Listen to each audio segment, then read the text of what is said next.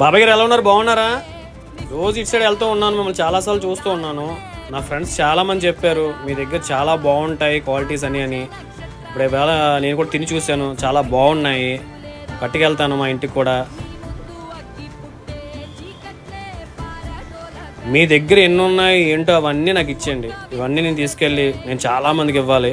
ఓకేనా? ఇవాళ తొందరగా ఇంటికి వెళ్ళిపోండి హ్యాపీగా, ఈ మంచులో ఉండకుండా.